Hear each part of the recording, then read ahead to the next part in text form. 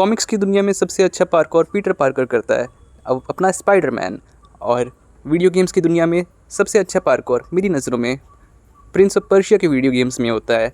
And parkour is all about flow, that is parkour में सबसे important elements होते हैं क्विक रिएक्शन, क्विक डिसीजंस, एक एक्शन से दूसरे एक्शन के बीच एक स्मूथ ट्रांजिशन क्रिएट करना, जिसे देखने पर मुझे फ़्लो का एहसास हो, ऐसा लगे कि ये मूवमेंट फ़्लो हो रहा है और ये मूवमेंट्स देखने में विजुअली अपीलिंग बन जाएं। एंड अपना प्रिंस सिर्फ पार्कोर में ही अच्छा नहीं है, प्रिंस को बहुत अच्छी तलवारबाजी भी आती है।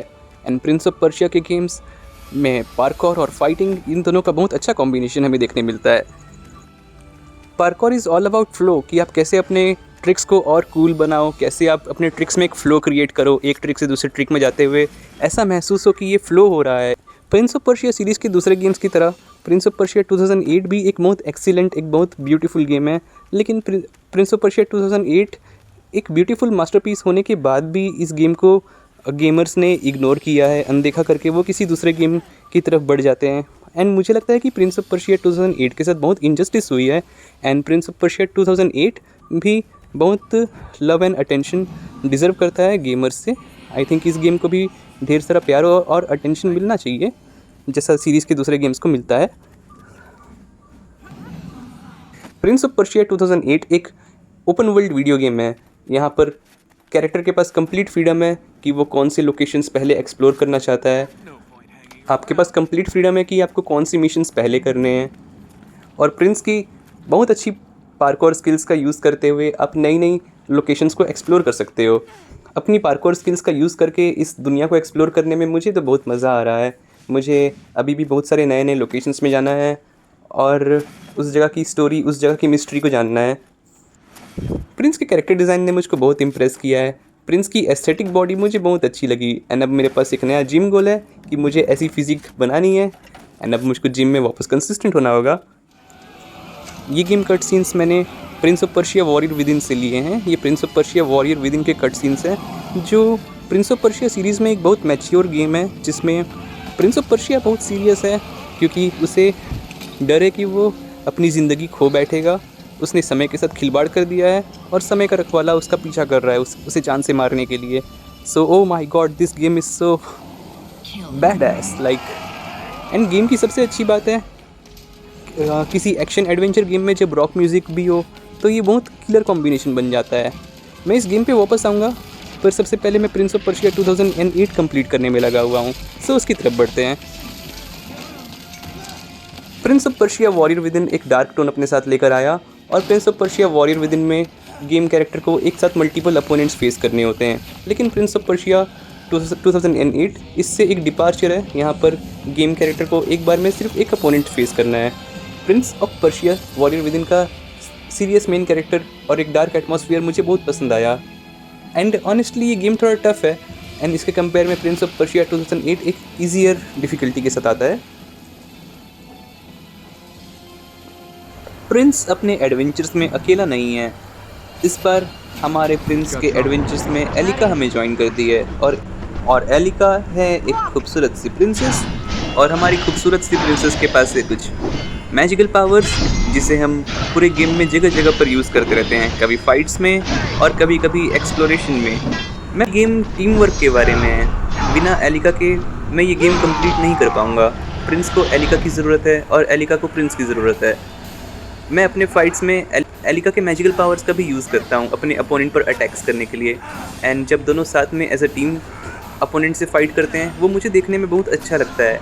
मुझे कहीं पर भी प्रिंस पर कोई हेल्थ बार नज़र नहीं आता और ना ही प्रिंस की कभी जान जाती है। जब भी प्रिंस की जान जोखिम में होती है, जान को बहुत खतरा होता है या फिर प्रिंस हारने वाला होता है, सो एलिका प्रिंस को बचा लेती है अपनी मैजिकल पावर्स के साथ। या फिर मुझसे गेम में कहीं कोई गलती हो गई, मैं प्रॉपर लैंडिंग नहीं कर पाया और गिर गया, सो एलिका मुझे गिरने से बचा लेती है।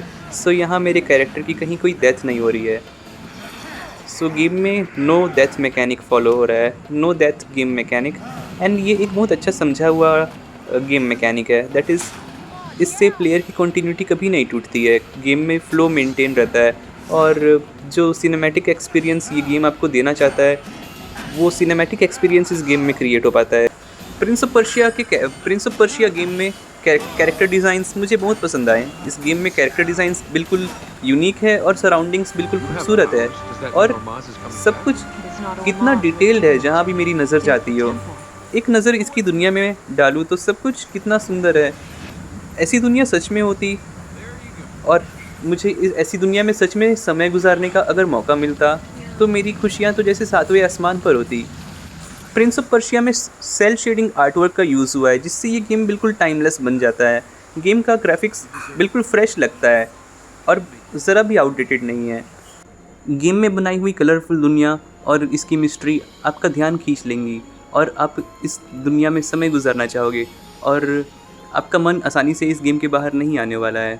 मुझे डेवलपर्स का पैशन इस गेम में बिल्कुल अच्छे से नज़र आ रहा है कि उन्होंने हर एक डेवलपर्स का पैशन मुझे बिल्कुल अच्छे से नज़र आ रहा है। गेम के हर एक छोटे छोटे डिटेल को क्रिएट करने के लिए डेवलपर्स ने बिल्कुल अपना खून पसीना एक कर दिया होगा because this game is a work of passion. उन्होंने इतने आवर्स दिए होंगे इस गेम को इतना ब्यूटीफुल बनाने के लिए, एनिमेशंस को इतना स्मूथ करने के लिए, इतनी अच्छी म्यूज़िक बनाने के लिए। कभी कभी मैं प्रिंस ऑफ पर्शिया में मिशंस करने की एक जगह पर रुक जाता हूँ और आसपास की सराउंडिंग को निहारता हूँ जहाँ तक मेरी नज़र जाती हो और मुझको सब कुछ बहुत ब्यूटीफुल लगता है। कुछ फ्रेम्स ऐसे मुझे मिले जो मुझे लगता है कि काश ये सच में होता है रियल लाइफ में, ऐसी काश कोई जगह होती या फिर मैं इस पिक्चर को अपने फ़ोन का वॉलपेपर बना लूँ या अपने लैपटॉप में एक वॉलपेपर के फॉर्म में सेव कर लूँ। अगर ये कोई पेंटिंग होती तो मैं इसे अपने घर पर रखता। ये इतना ब्यूटीफुल मुझे लगा। प्रिंस ऑफ पर्शिया 2008 एक सिंगल गेम नहीं होता। प्रिंस ऑफ पर्शिया 2008 एक न्यू सीरीज़ बनने वाली थी जिसके नए नए सीक्वल्स आते। जब आप प्रिंस ऑफ पर्शिया 2008 की स्टोरी कंप्लीट कर लोगे आपको स्टोरी अनसेटिस्फाइंग लगेगा। आपको लगेगा कि ये स्टोरी इनकम्प्लीट है, इसमें तो कुछ और होना चाहिए। सो प्रिंस ऑफ पर्शिया के 2008 सीरीज़ के सीक्वल्स होने वाले थे। ये एक न्यू सीरीज़ बनती, इसमें सीक्वल्स होते, लेकिन अनफॉर्चुनेटली ऐसा नहीं हुआ। प्रिंस ऑफ पर्शिया 2008 में 2.5 मिलियन कॉपीज़ की सेल्स हुई बट यूबीसॉफ्ट की फाइनेंशियल एक्सपेक्टेशंस में ये खड़ा नहीं हो पाया। दैट इज़ इसने यूबीसॉफ्ट का बजट रिकवर नहीं हो पाया, इसलिए यूबीसॉफ्ट ने ये सीरीज़ ड्रॉप कर दी। सो हमारे पास सिर्फ एक गेम है इस सीरीज़ में और इसके सीक्वल्स कभी नहीं हुए। मुझे लगता है कि गेम के साथ बहुत इनजस्टिस हुआ है और गेम को और अटेंशन और प्यार मिलना चाहिए ऑडियंस से। आई होप आप ये गेम खेलो और आप भी इस गेम को अप्रिशिएट करो। मुझे तो ये गेम बहुत अच्छा लगा एंड आई होप आप इस गेम को लीगल वे में स्टीम से परचेज़ करो।